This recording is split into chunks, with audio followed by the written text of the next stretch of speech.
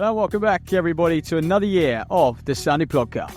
I'm Ollie Lum. And I'm Matt Seddon. Back in 2025 for our 5th season. You can expect more of this. He's claiming that he was ill before the semi-final, whatever. But, you know, I just feel like at that point he was just looking for attention. And some of this. And you normally say, no human is limited. So I can't limit myself, or I can't just say I can do. As well as event coverage around all the major races on the UK circuit. And if you're a fan of the pod, please give us a rating and review on your preferred podcast streaming service. And if you want to stay up to date with all the latest news, give us a follow on Instagram at Sunday Podcast. As always, thanks for listening. See you next time. And we hope you enjoyed the episode. Okay, welcome back to another weekend roundup and a few bits to get through from the weekend. But mainly, mate, a bit of previewing today. BUCS Cross coming up.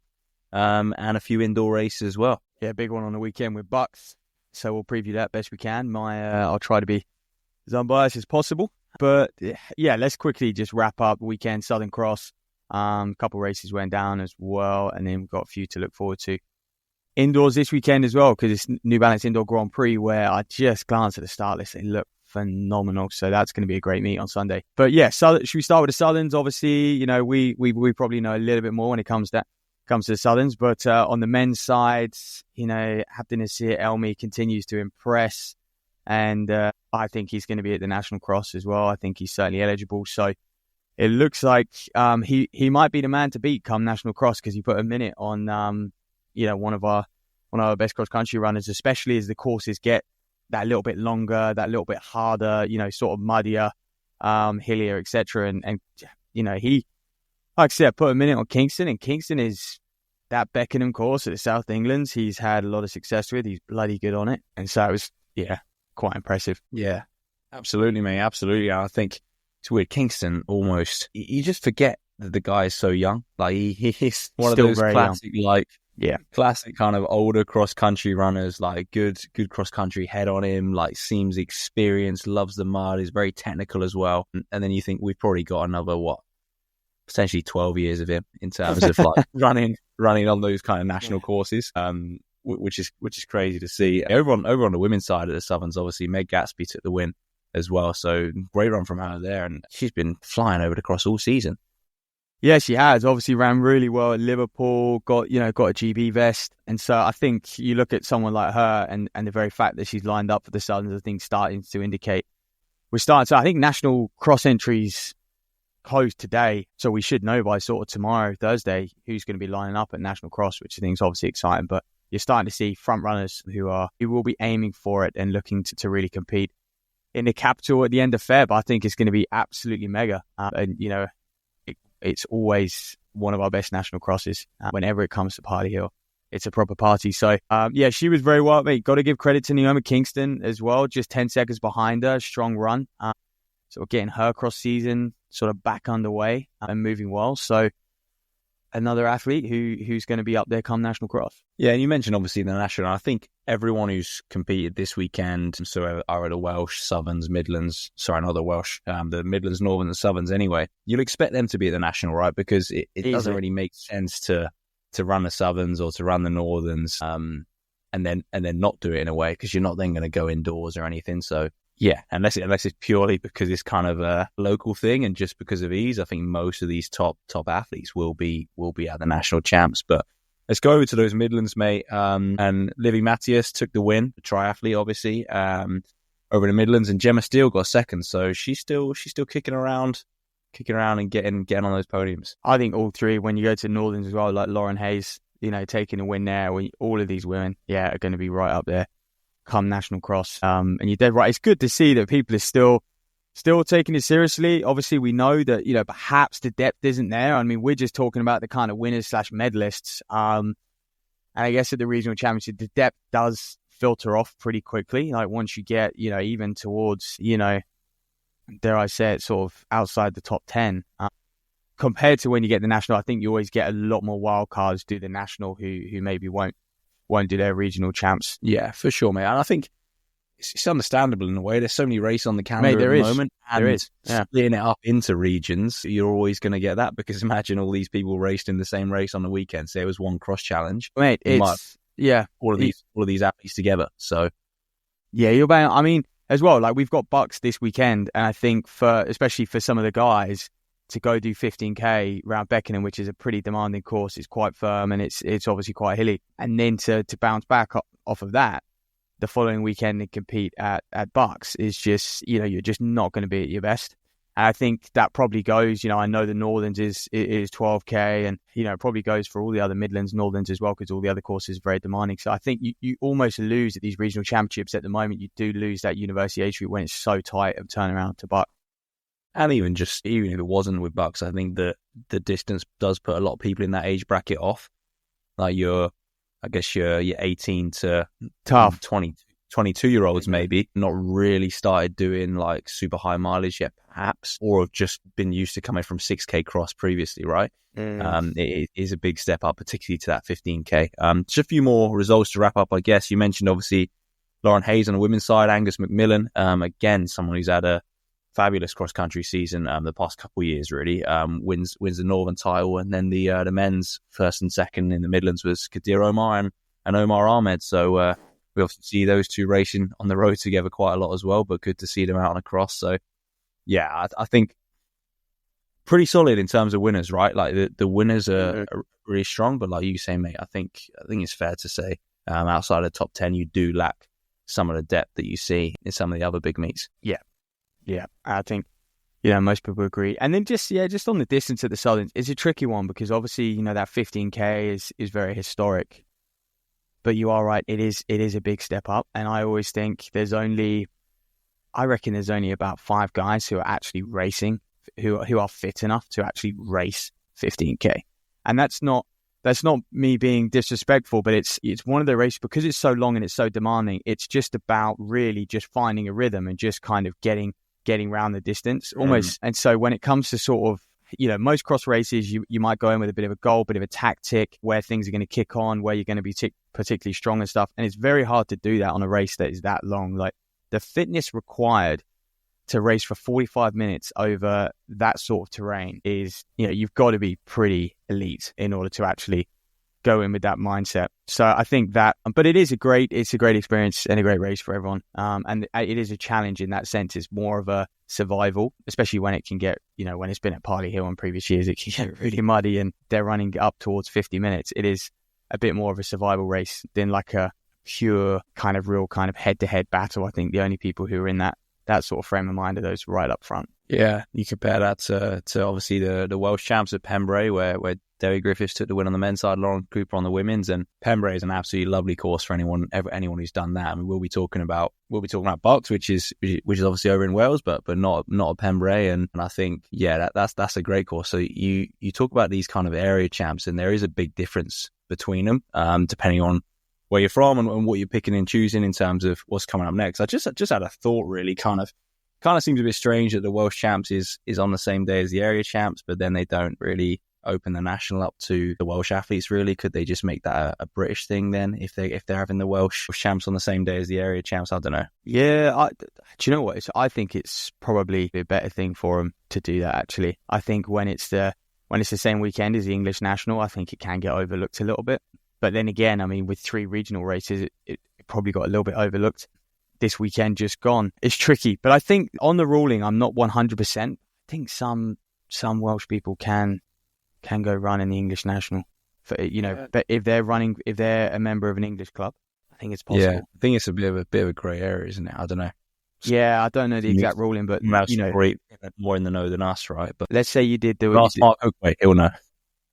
Yeah, he will. But let's say you did. You're from Bristol and West, right? And you're Welsh, and you go do the Welsh champs, whatever. But you actually run for Bristol and West. I think you could probably do the English national. Yeah. So I think we might see a few of those. We won't see Dewi Griffiths, but I think there could be a scenario where that happens. But yeah, good run in Dewi Griffiths, Lauren Cooper, taking the wins out there, mate. Let's get to it. The main point of this podcast was to preview BUCS Cross this weekend. Talking about Wales, it's in Cardiff. When was it last in Cardiff? It was maybe 2010. Is like pictures of Andy Vernon, Ross Murray. This is going back in the snow. I think 2012, mate. I want to say 2012. But... 2012 even. Okay, so geez. Yeah, peak. Geez, Olympic year. Cardiff 2011. I'm pretty sure. 2011. Yeah.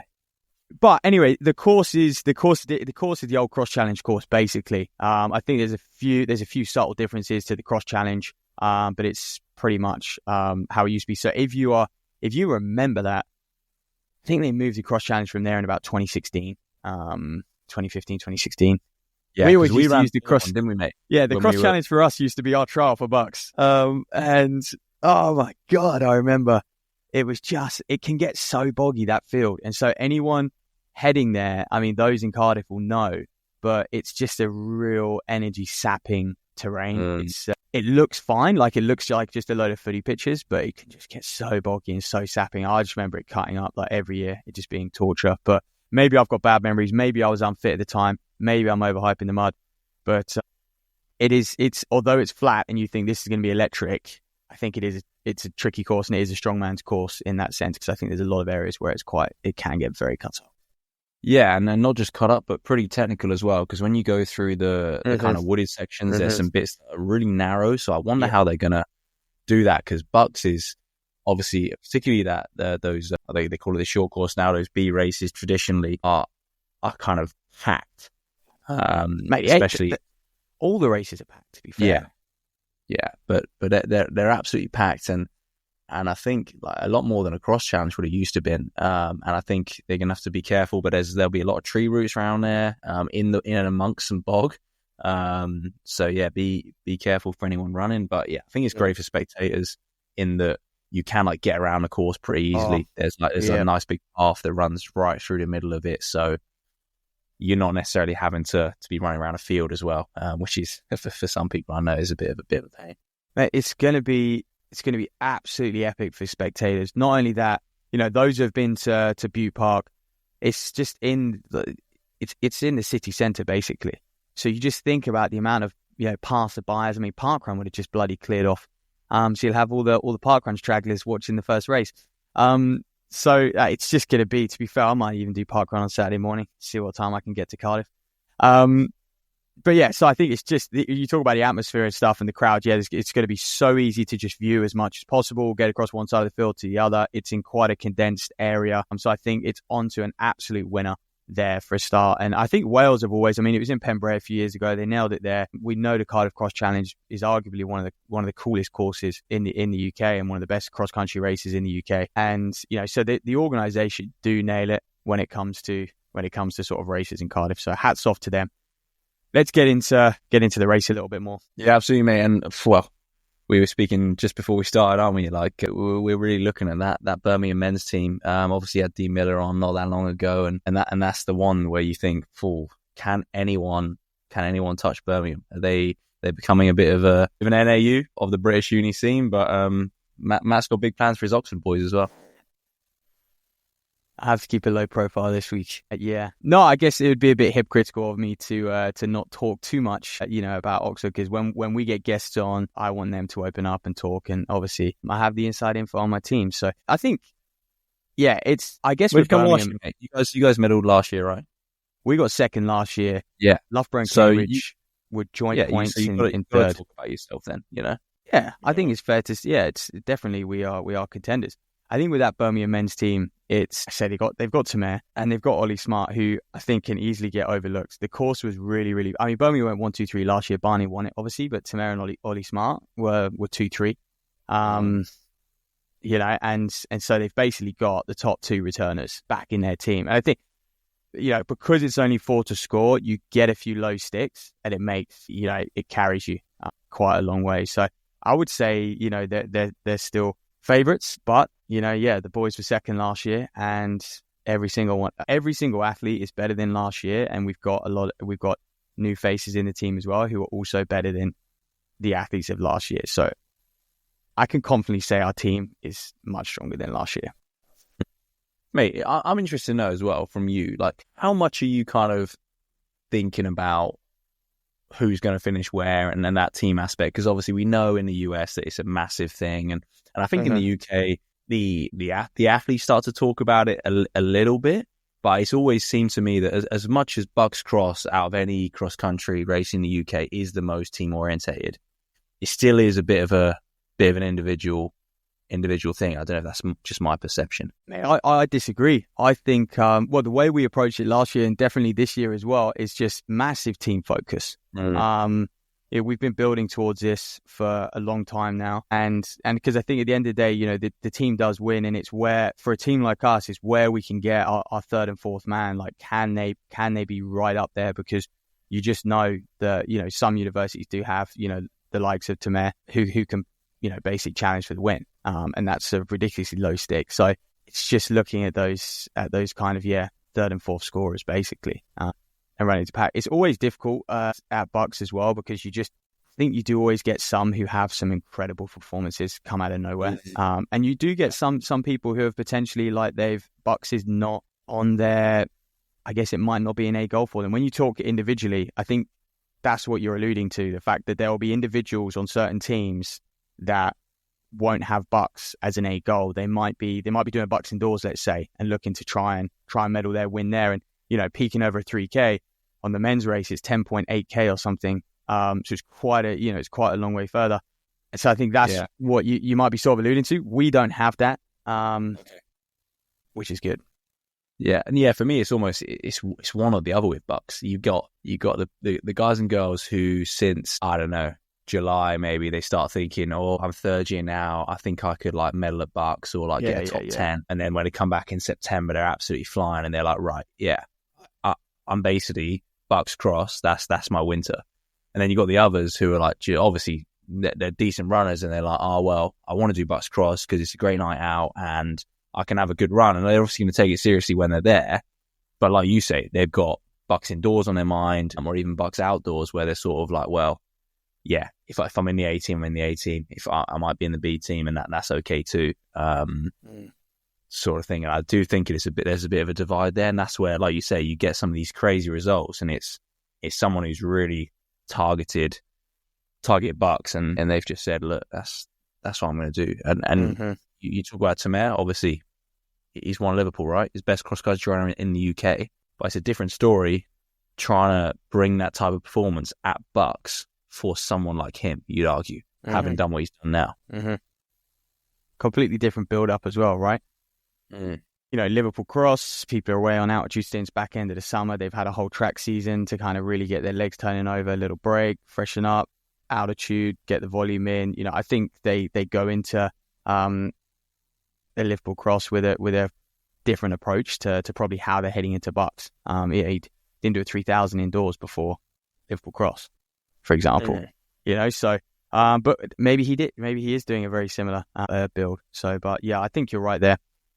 Let's get into the teams a little bit. Like I said, I think it is fair to say Oxford men, you know, I touch wood that we have a great day and we can really push Birmingham close, and Loughborough and St Mary's and Cambridge, because all of those teams are very, very strong. Loughborough have a strong team. I think they are definitely dark horses. St Mary's are also a couple dark horses. They've had a few lads run for England recently, and Frank McGrath, you know, Irishman, studying over at St Mary's as well. He's very strong. And then, of course, you know, Cambridge, who came close, very, very close last year. So I think this is just on the men's side. I really do think those medals are going to just depend if people just reach their potential on the day, basically. And I think the course has a lot to answer for, depending on how of course, the men's race, you've got 1,500, 2,000 people run around that course before those men, and it's a 5-lap course. It's like, you know, one of these, very much like a little European, you know, cross race, and even 5 laps of, even if it was just a men's race of 300-400 people,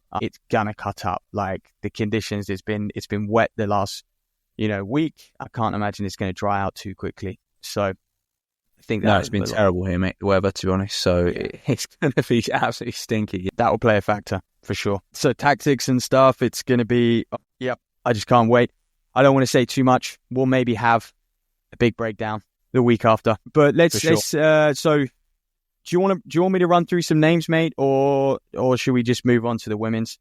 Well, the only other name I was going to really mention, obviously there's so many people in there that is actual people racing. Yeah, I do just want to mention Dav Jones. Obviously, he's not entered. I don't think so. So I looked at him and I was like, this guy, Dav Jones, he's super talented. He's on home soil. Obviously, it's in Cardiff. He would have been lapping up this course all winter. I haven't seen much from him, and I'm just going to scan the entries again. I don't think he's entered, mate. Oh, sorry, Wow. he is entered. Yes. Shit, There I you go. found him. There we go. I don't know where I got that story from, but yeah. You're about to be starting rumours, mate. No, sorry, mate. Sorry. So he's entered, but let me just go on the Cardiff Uni, because Cardiff Uni announced their team. Oh, sure, yeah. Because they enter everyone, don't they? Like, at the start of the year. It's a bit like, when we go through the national entries and there's about 30 people for every team. So. Yeah, here we go. Cardiff men's A team. Yeah, Dav Jones not on there, mate. So he's obviously injured. Yeah, that's why. Sorry, yeah. So he was entered, but he's not on their announced team on Instagram. Well, there you go. I was going to say I think he's in with a shout on home soil, but apparently not. So I guess the other Cardiff Uni or Cardiff Met lads will have to show up instead. Yeah, they will. They're going to get big support, to be fair. Loughborough's team, just quick. Lewis Small running very, very well. Very good on the cross. Very good under muddy conditions. Yeah, I don't know heaps about Loughborough and their team, but I do think that he's probably their lead man, especially, on kind of his last 12 months. I mean, he was 6th last year. The course was brutal, and I think he's gonna be right up there this year, potentially challenging for an individual medal, to be honest. They got Flynn Jennings, Jake Stevens, Romeo Ingram as well. He's going to face off against his brother in the opposite colours. His brother Quinn will be running for Birmingham in their A team. So those two will go for a head-to-head. They actually got they always have quite a good battle. Actually, they're pretty much even though Ryan's a little bit older. So yeah, that's kind of Loughborough's team, Birmingham's team. I mentioned Frank McGrath on St Mary's. He seems to be their lead man. So yeah, and I'm sure many people will be discovered during the race itself, as they always are. Like you said, you always get those kind of people who have been running well and just go for a real ballsy performance, get themselves up there, and the atmosphere and everything just means they just punch way above their weight. Matt Pickering as well, by the way, for St Mary's, he actually ran out in Belgium on the weekend and did pretty well in the under 20. Yeah, for sure, mate. And obviously, you mentioned people kind of going out there having big performances. The B race is one where you always see a few of those as well. You get a few that might win the B race or get top 3 in the B race just because they're, I guess, the 7th best guy from a big university or something like that, and they've got a bit of a point to prove. So that's always an interesting one to see. Mate, over on the women's side, are we talking about the same universities being at the top as well, like your usuals, your Birminghams, your Loughboroughs, St Mary's, Leeds Beckett, perhaps? I really do think so. I actually think Cambridge women, if they have all their top 2 run in Neve, Poppy, and B Woods, honestly, I think they could win. I really do. They're all just incredible cross country runners. I mean, they're incredible runners. But it's only 3 to score on the women's side, and all you need is 3 inside the top 8 or so. You're getting the job done. I look at someone like Neve, and she's going for the overall title. I'll be certain of that. And once you get that low stick, where the other 2, and they've always been close to her. I mean, all 3 of those girls have represented GB in their time. So even when you compare that to Birmingham's team with the likes of Jess Bailey and Poppy Tank, I mean, yeah, Poppy Tank, you're like, yeah, she should win in theory, I think. But it's going to be a tough battle. Where is she in her preparations? Where does BUCS sit in her goals? How seriously was she, preparing for it and, doing cross country? I think potentially for an athlete like her after Liverpool, after the sort of Christmas period, there's a shift to the road, there's a shift to the track. Well, I think for some of these athletes, right, it is not that they have to do it. Well, I guess they do have to do it, but based on depending on the support that the university gives them for sport, they potentially have to do a BUCS competition. Yeah. Despite being an elite athlete, say. So for some of these athletes, it might be that cross is the one that interferes the least, right, with your main season in terms of it's in February, and it's not indoors interfering, or it's not outdoors potentially interfering with the start of your track season, or like you say, an altitude camp. So you will get some of these kind of your senior pros, if you like, doing it for that reason. Not to say they're not going to have good performances, but it is a very different motivation for performing, right? Yeah, that's Loughborough as well, isn't it? Yeah. So yeah, you're right there. Just trying to find Birmingham's tip. Why do they have so many Instagram accounts? That university, it's just a bloody nightmare. And this is where, right, and we can speak about this now as well. I think it's great that Instagram has made it so easy for individual clubs, individual teams to post their own stuff, right? Why do BUCS, right? Why do BUCS not post the teams themselves? Mate, BUCS should be... all sports. You know? Yeah. BUCS should be announcing every athlete, you know, the big hitters, the returners. There should be articles.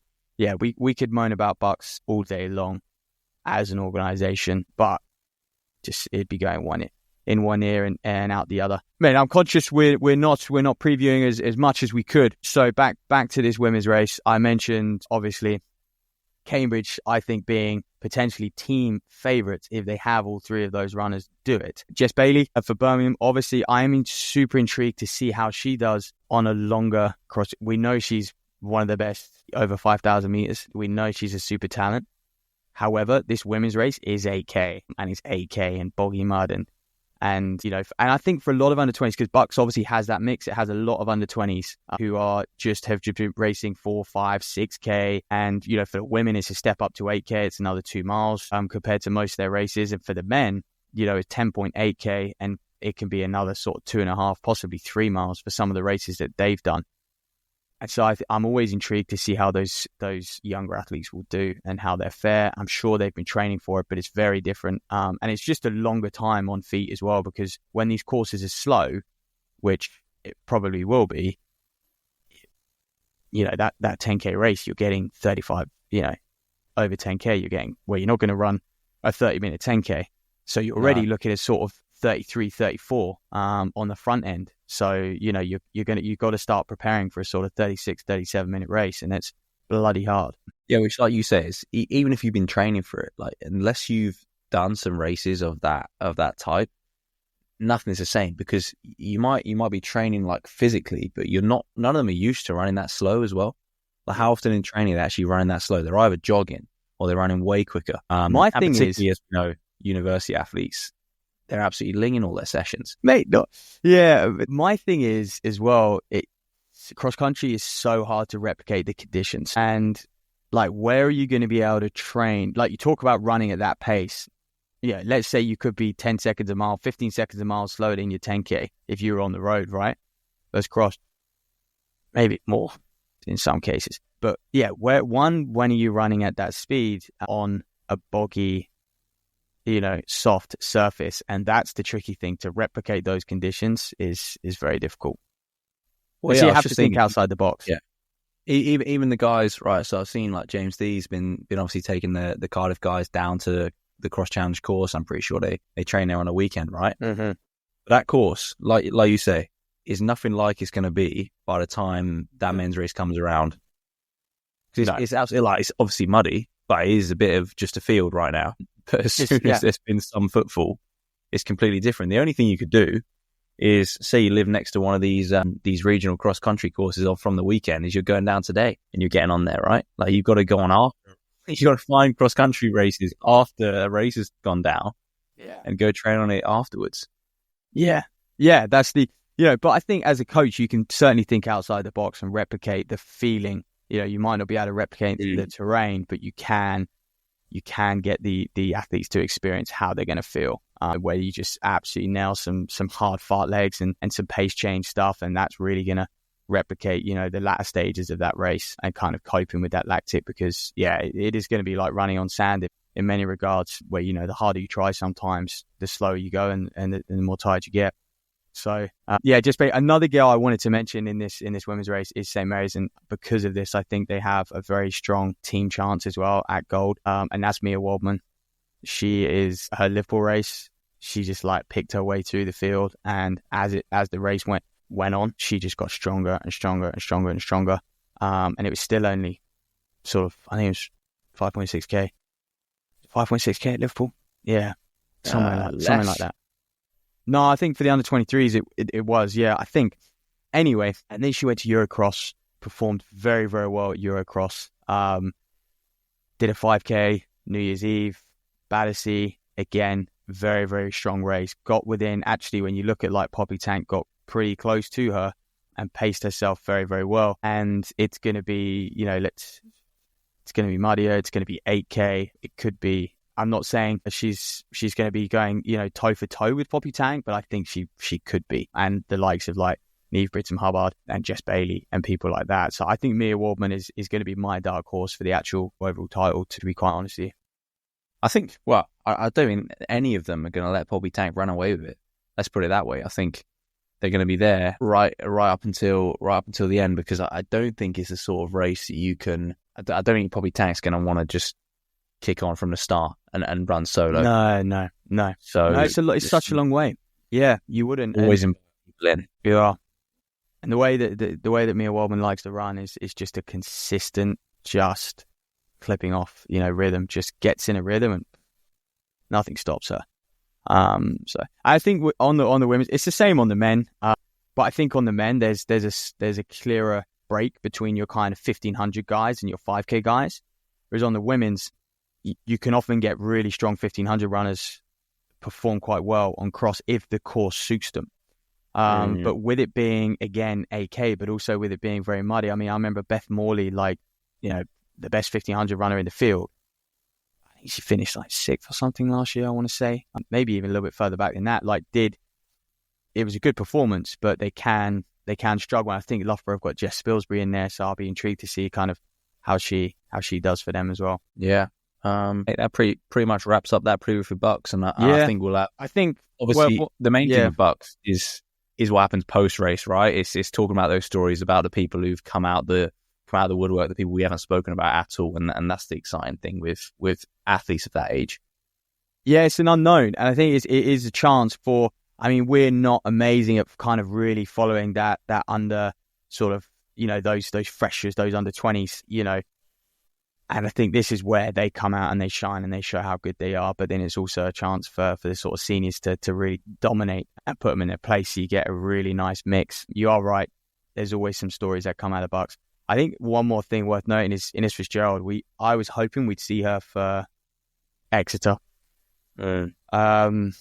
But she's not doing it. And I thought, with it being in Cardiff, it's kind of in the southwest there. And I thought, first year, go get a BUCS title. But it looks like, her eggs are very much in the indoor basket, chasing that European standard. Just like from what I've heard, people like Will Barnico. And it's kind of fair. He's won it before. But Innes hasn't. And I thought, she's at the age where, BUCS is a really exciting race for her. Although she's been a great junior, there's still things to do. So I was surprised, and it would have been a great head-to-head with her and Jess Bailey. I feel like they're starting to avoid each other a little bit.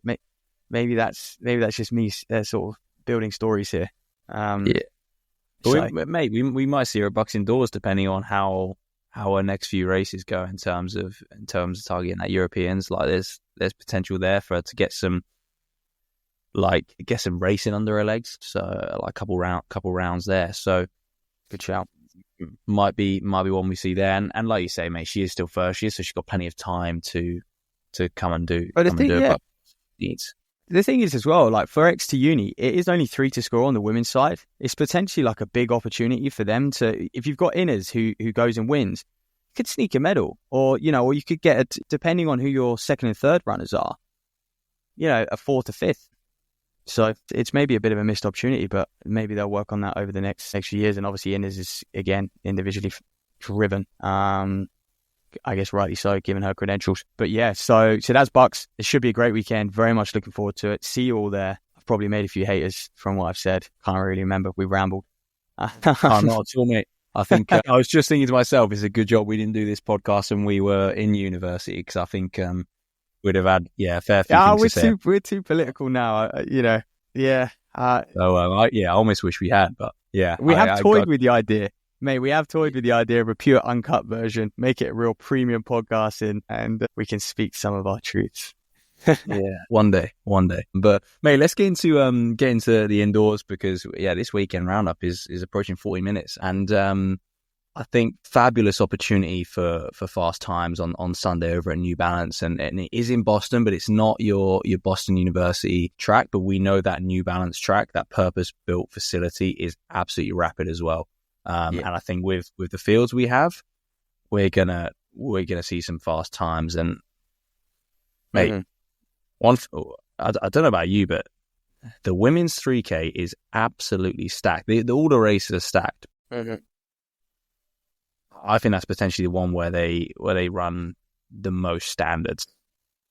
Yeah, Yeah, Having a little- 100%. I mean, yeah, you mentioned this track, obviously in Boston. It's a week before Millrose Games is the following weekend, people. So we have got a really, really strong, like a week or 2 weeks of indoors. And then obviously we've got the Keighley Classic after that. So this basically is the start of, for me, it's like the official start of the indoor season. We're going to have a Boston in between that. We're going to have Jakob going for a world record in Leven in between that as well. But yeah, the women's 3000, Georgia Bell, I mean, Emma Coburn is past it, but you've got Georgia Bell, Jess Hull in there, Parker Valby as well. And you just think those three names, get a good pacemaker. How fast can Ailey's Cranny's in there as well? How fast can they go? And then a few others who you think will be on that train, but I would be surprised if they go and win or challenge for those top 3 spots. You've got Hannah Nuttall in there who just needs to get on that train and just run up. I mean, rumors she's very, very fit right now, and she'll be going for these world qualifying times, boxing them off. Parker, so I've said Parker Valby, but yeah, Cinta Vissa, of Italy. You got Melissa Courtney Bryant as well, Danny Jones, Sarah Healy, who obviously trains in that M11 track club, Emily Mackay. So you've got a very, very deep field.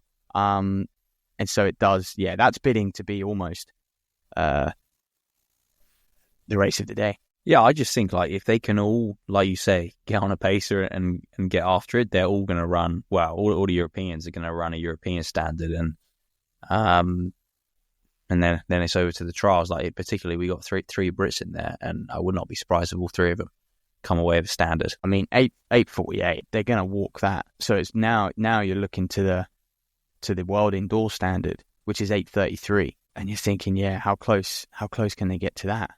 By the way, 8:33 indoors, and they have the equivalent for the 5K for the women, 14:25. Mad, it's like that's ridiculous. It's like the men. 7:31 is the world indoor standard. 12:45 is the equivalent for the 5K. Maybe they are about the same actually. I just feel like those 5Ks are way harder. But yeah, so 8:33, and I think Melissa Courtney Bryant is going to have a good shot at that. Hannah Nuttall, I mean, if she goes and breaks 8:40, that would be huge. But yeah, Georgia Bell, I think we'll have one eye on that as well. Can she get that world indoor qualifying mark ticked off? Yeah. Jess Hull's going to do it. I mean, when they start talking about breaking or getting to low 8:30 and breaking, what is the world record? Is like 8:20? I think it's high 8:20s. Is it like 8:27? I don't think it's much quicker than that. I think it's quicker. I've seen, I'm just going to have to Google this now. I've seen DeBarber. I think I saw DeBarber run 8:16 in Birmingham one time. Or was that the two? Talking out my arse, aren't I? Mate, I remember watching it. Yeah, the world record for the women's indoor 2000, 8:16.60, set by Genzebi DeBarber, 2014. I was there. It was in Birmingham. I'm sure many of you were as well. One of the few world records I've witnessed. David Rudisha being the pinnacle. But yeah, so yeah, to be fair, I was just thinking if they get in the 8:20s, they might have a chance at the indoor world record, but no chance. Yeah, nowhere near that. Yeah. So, yeah, women's 2000. Mate, men's 1500. I feel a bit sorry for Westy because I feel like he's in not the wrong race again, but at 1500 I think he could have gone really quick, but he's in the 3000. 3000 is still great. Yeah, you say not that, quite mate, stacked as the 1500 though. No, but I think Westy has like he needs to close that 1500 meter chapter in order to kick on in the 5. And yeah, he could run a quick time, but he's not gonna set the world alight, right? Whereas a 3K and a potential to go to a championship is what could really kick him on to then make that Tokyo team over 5K in the summer. So I think it's still the right race to be in, And it's not like that 3K is not stacked. No, yeah, the 3K is. Let's just brief you all on the 3K. Andrew Koskeren, obviously 331, 200 guy. Neil Gawley's in there, very, very strong. Hobbs Kessler, Cam Myers, 352 mile the other day, or 353 mile, under 20 world record indoors. Sam Tanner, James West, Charles Philibert, Debu, and he's obviously Canadian guy. He's very good over sort of 1500 and 5000, and Sebastian Fraser.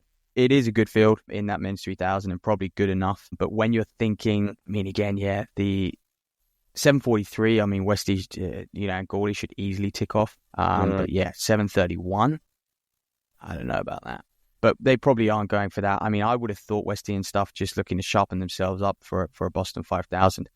On that Boston track and that 5000, there are rumors saying World Athletics are looking into basically making that track, like times that come out of that track, like void. Yeah. Potentially banning Boston times. But I don't know how that would ever. And so there are. No, you'd have to have some real good evidence. I just don't know how you'd ever do it. You know, I just heard on the grapevine a few elites are just skipping and passing Boston because they are fearful that if they go there and run fast, it won't count come May. Like unless it's short, right? Unless it's short, I don't think you can ban it. I think banning it because it's bouncy or because of the curvature, that is then like just dodgy. Like if the track is short, right? If it's 196 meters, obviously, fair enough. But I don't think you could ever ban it. Yeah. I don't think you could ever ban it because I mean, go build the same track then. I mean, somewhere else. Yeah, they wouldn't have a leg to stand on, really. Like you said, if they've planned the track to be fast, I mean, hell, that's what they do at the Olympic Games. Yeah, the whole point. You're going to ban. Yeah, the whole point of Olympic Games is they have like years to go. Right, what surface are we developing here? How tight are our bends going to be? X, Y, and Z. How can we make this track as fast as possible so we see 1 million world records at Olympic Games, which we always do. And so it's the same thing. But I think even World Athletics seem like they might be getting frustrated that everyone's boxing off these times, and it is a result of why these times are getting so bloody fast. Anyway, that's the men's 3000, men's 1500 stacked. But, stacked with a few endurance guys in there as well. Graham Blanks is doing it. How can he run over 1,500? Josh Huey, who just broke that American record in the 1,000, he's doing it. He's probably looking like he's going to be the sharpest in the field, for sure. So you might be drifting towards him for favourite. Stuart McSwain, Jay Wightman, can't wait to see him run. Tom Keane in there, Ollie Hoare in there, and Grant Fisher. Vince Ciatti as well, who's a 330 man, isn't he? So, there's a few others in there as well. But that 1500 again is stacked. Yeah, I think like you say, mate, I think most people, particularly listening to this podcast, are excited for Jake Wightman, aren't they? It's how good can Wightman be early part of this year, having had the time off that he's had previously. Like we've already seen him over the 3000, but if Wightman's gonna go back to being competitive on the world stage, he needs to be coming out firing, I think. He'll always what is impressive about Wightman, he doesn't necessarily finish that far down in races. He'll be up there. He'll be up there competing for 1-2 spot. You think so? I think, yeah. Supposedly he's had a good camp in South Africa and stuff. He'll be in shape to rip. I think Tom Keane has a good shot at getting the European qualifying standard as well. I think he has a good shot at going to European indoors this year. He's running very, very well. Yeah, and I think in that race, he doesn't have to worry about anything else other than go for a ride, you know? Yeah. World indoor standard, world indoor standard, by the way, is 3:33.5, which, again, someone like Jake White will have to run, and that is pretty quick indoors. It is, mate, but I think when you factor in the world standards for some of the other events, it's not crazy. No, 731 like, is... No, 731 is way harder, but it's because, it's the same old bloody story. The 1500, they want 30 people in there, so they can get a few heats done. The 3000, 15. You got to be top 15 in the world, and that's why it's 731. So that's what makes it difficult. So, but yeah, that's going to be really kick off this indoor season. There is a race tomorrow night, by the way, Wednesday. If you're listening after Wednesday, you would have seen it. But Belgrade Indoor World Tour Gold, and yeah, there's some good races. There's start list. I mean, we're recording on Tuesday. Start list nowhere to be seen. Just classic, but. Men's 1500 on. You think it's a gold tour? There's definitely going to be some strong Europeans in there. Women's 800 is there as well. Women's 3000 also on. Women's 800 even have a B race. So there are some good distance races tomorrow night.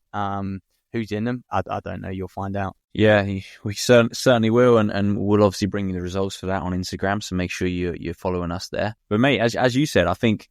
Great to have the indoor kind of proper season underway for the pros, or getting underway in the next few days, because having a Europeans and a Worlds is such a good opportunity for Brits this year, because you can either aim for the big one, or you got those athletes coming through, like we mentioned Innes Fitzgerald potentially having an opportunity to run at a European. So I think it's going to put people in great stead for the summer as well. Yep, 100%. That rounds off the action, mate. We'll be back on the weekend with an episode with a special guest, and obviously, we'll be reviewing BUCS as well, and we'll very much be there on the weekend. Yeah, absolutely. Thanks for listening, guys, and we'll catch you very soon.